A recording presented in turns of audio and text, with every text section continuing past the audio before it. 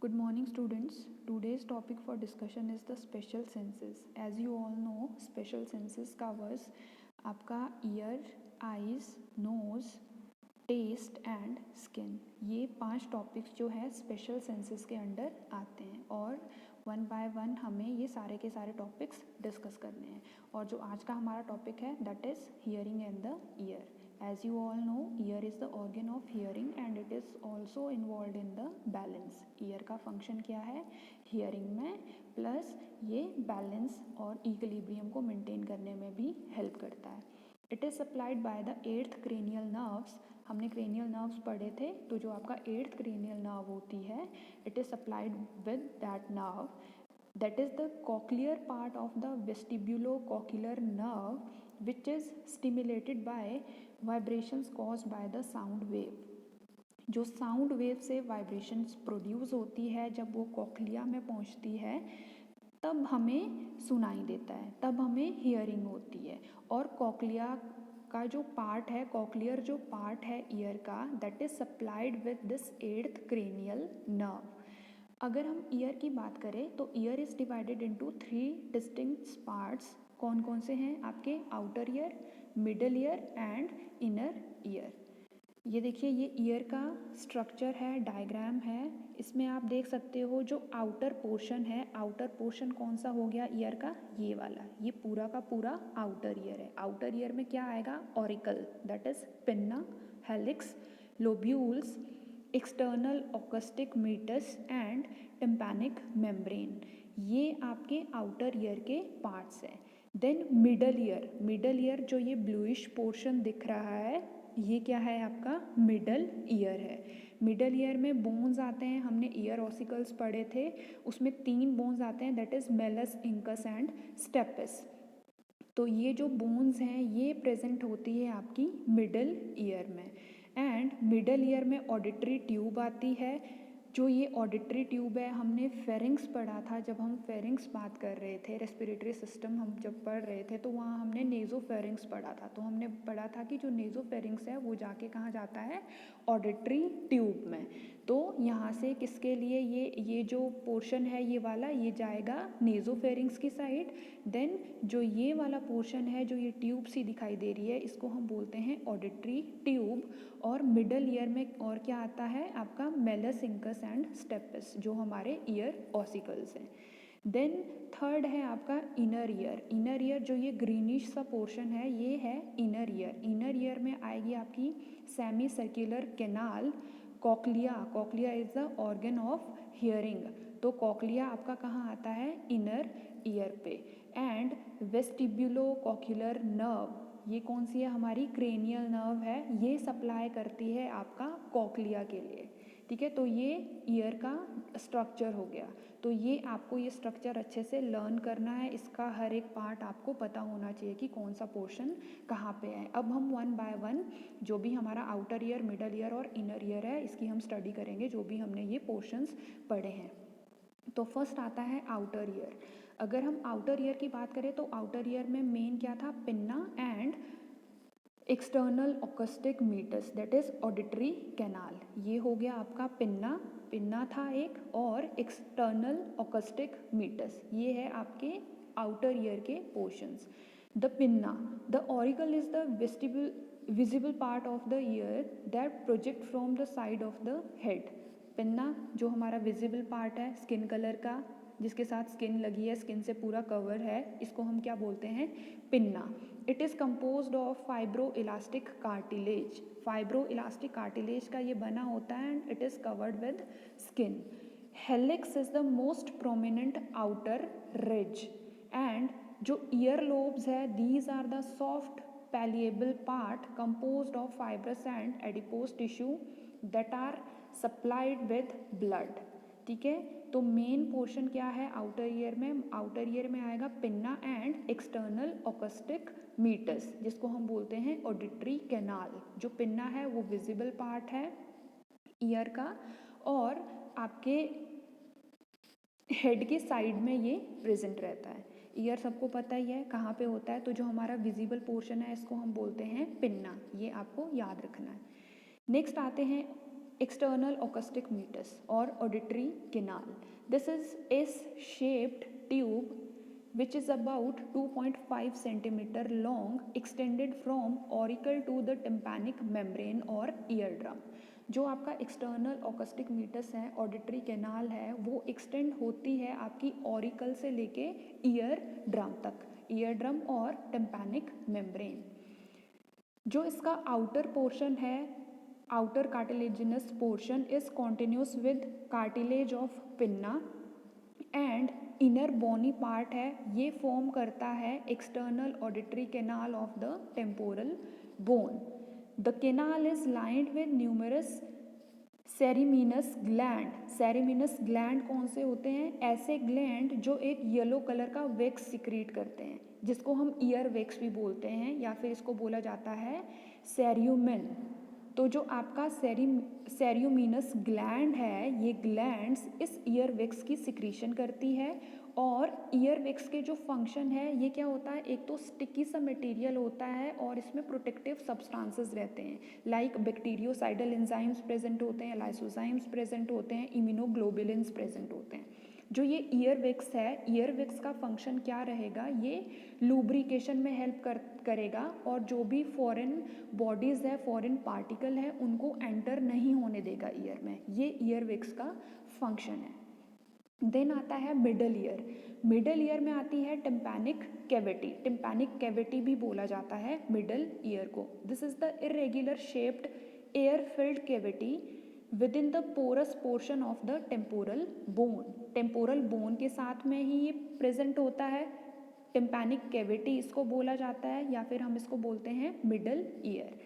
There are 3 ossicles present in it. Middle ear में हमने बोला था कि 3 जो हमारे ऑसिकल्स है, बोन्स है, वो वहाँ पे प्रेजेंट होते हैं. कौन कौन से? मेलस. मेलस की जो शेप रहती है वो हैमर शेप की होती है. Then incus which is anvil shaped and stapes which is stirrup shaped.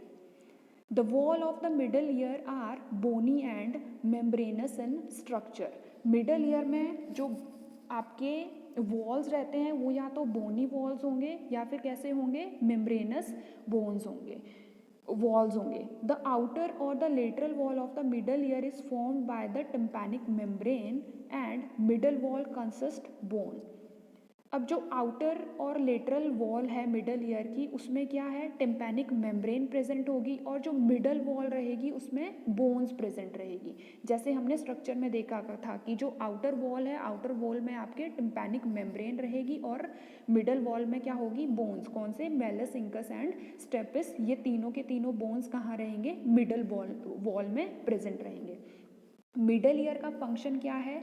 जो भी एनर्जी आती है, साउंड वाइब्रेशंस आती है, उनको ये ट्रांसमिट करता है एक्सटर्नल ऑकस्टिक मीटस से लेके आपका कॉकलिया तक. कॉकलिया में जब तक साउंड वाइब्रेशन नहीं पहुंचेगी तब तक हमें आवाज़ नहीं आएगी. तो मिडल ईयर का क्या फंक्शन रहेगा कि जो साउंड वाइब्रेशंस आ रही है उन साउंड वाइब्रेशन को ट्रांसफ़र करना towards the cochlea. And the bones in the middle ear pick up the vibration and transmit them across middle ear to oval window. Oval window आपका रहता है स्टेपिस के साथ. तो ये बोन्स क्या करेगी, ट्रांसमिट करेगी उन वाइब्रेशंस को toward the oval window. And reflex contraction of the tensor tympani have protective function. Tensor tympani भी आपका ईयर का एक पार्ट है, पोर्शन है. इसका क्या फंक्शन रहेगा? Protective function. मतलब जो लाउड साउंड्स आती है, लाउड नॉइज़ आती है, उससे ये प्रिवेंट करता है डैमेज को. जो इनर ईयर है उसके डैमेज को प्रिवेंट करेगा जो लार्जर साउंड्स आते हैं. इसका एक रिफ्लेक्स कंट्रैक्शन एक्शन होता है और ये प्रोटेक्टिव होता है. Equalise air pressure on both side of the tympanic membrane and prevent the rupture of membrane. इसका सेकंड फंक्शन क्या है?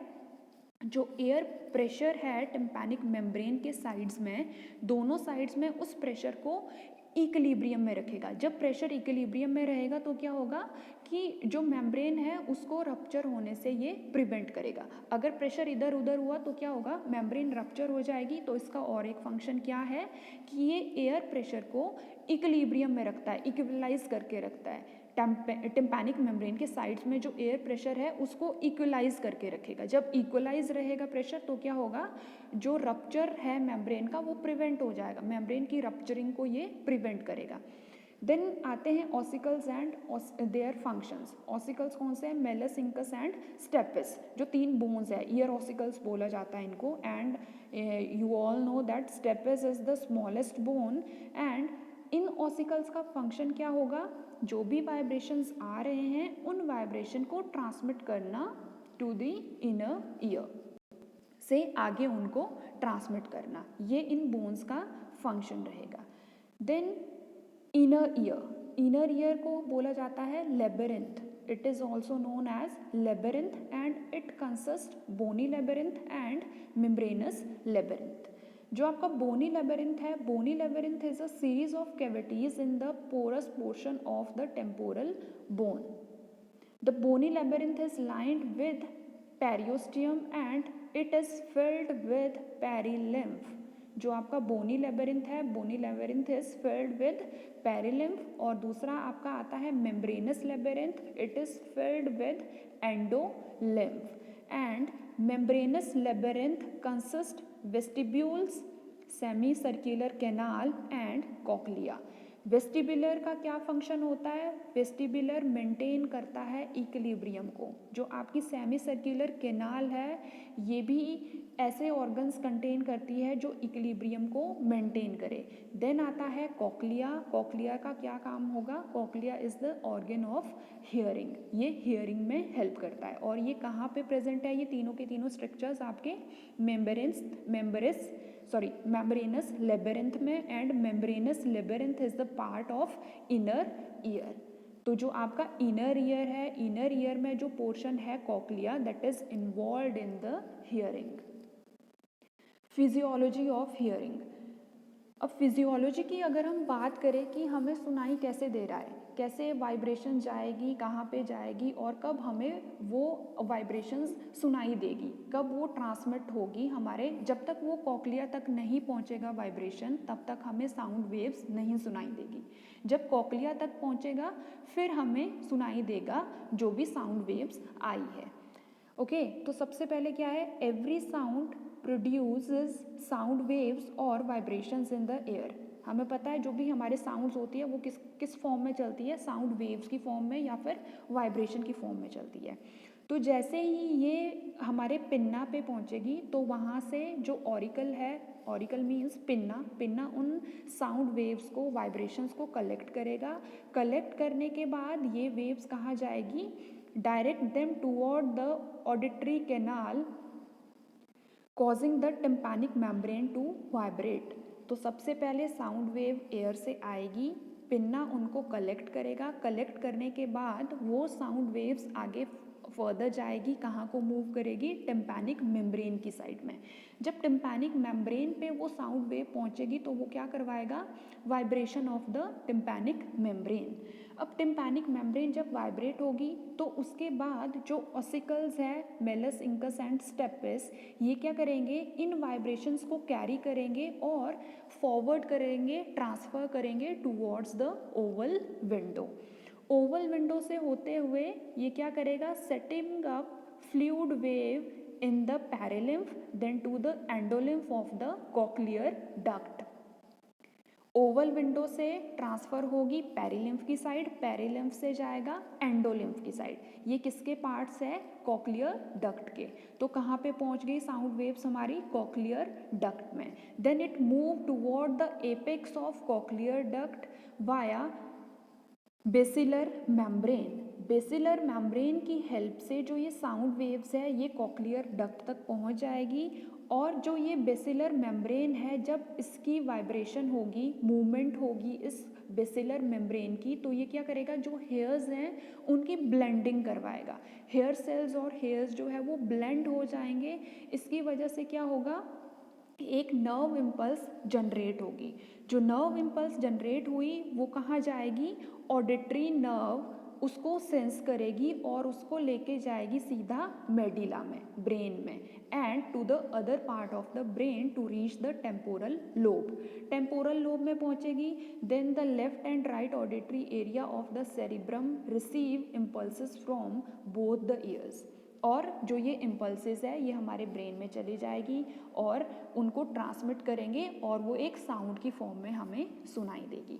तो सबसे पहले क्या होगा, वाइब्रेशन आएगी। कहाँ से? वाइब्रेशन की फॉर्म में जो भी साउंड्स हैं वो ट्रेवल करती है, ठीक है, वो जाएगी और जो हमारा ऑरिकल है, पिन्ना है, उन साउंड वेव्स को कलेक्ट करेगा। कलेक्ट करने के बाद वो साउंड वेव जाएगी टिम्पैनिक मेम्ब्रेन पे। टिम्पैनिक मेम्ब्रेन वाइब्रेट करेगी, वाइब्रेशन होगी और ट्रांसफ़र करेगी इन वाइब्रेशंस को टुवर्ड्स द ऑसिकल्स। जो ये ऑसिकल्स है ये इनको फर्दर ट्रांसफ़र करेगा ओवल विंडो पे। ओवल विंडो से पैरेलिम्फ में जाएगा, देन एंडोलिम्फ में एंटर करेगा, देन कॉक्लियर डक्ट पे पहुंच जाएगा। कॉक्लियर डक्ट की साइड जब मूव करेगा तो वहाँ पे बेसिलर मेम्ब्रेन जो है उसमें वाइब्रेशन होगी, मूवमेंट होगी। मूवमेंट होने से क्या होगा, जो हेयर्स है वो ब्लेंड हो जाएंगे, हेयर सेल्स की एक्टिवेशन होगी और जो हेयर्स है वो ब्लेंड हो जाएंगे। जैसे ही हेयर्स ब्लेंड हो गए तो ये क्या करेगा, एक नर्व इम्पल्स जनरेट करेगा और ये नर्व इम्पल्स कहाँ जाएगी, आपका मेडिला में, और मेडिला में एंड जो भी अदर पार्ट्स है ब्रेन के वहाँ पे पहुँच जाएगी, अल्टीमेटली टेम्पोरल लोब तक चली जाएगी और वहाँ से सेरिब्रम रिसीव करेगा इम्पल्सेस को, देन ट्रांसमिट होगी इम्पल्सेस और हमें जो है वो साउंड सुनाई देगी। एंड द साउंड्स, जो साउंड वेव्स रहते हैं, the sound waves have the property of pitch and volume और इंटेंसिटी। पिच क्या होगा कि क्या फ्रीक्वेंसी है उस वाइब्रेशन की, जितना ज़्यादा फ्रीक्वेंसी रहेगी उतना ज़्यादा जो है वो पिच रहेगी। एंड इंटेंसिटी और लाउडनेस की अगर हम बात करें तो ये डिपेंड करता है एम्पलीट्यूड पे कि कितना एम्पलीट्यूड है वाइब्रेशन का, उतनी ज़्यादा जो है वो लाउडनेस रहेगी। तो ये है आपका ईयर और इसके फंक्शंस क्या है और आपका फिजियोलॉजी क्या है हियरिंग की। This is the important topic, तो ये आपको अच्छे से पढ़ना है और कोई भी इससे रिलेटेड क्वेरी हो तो वो आप मुझसे डिस्कस करोगे। Thank you.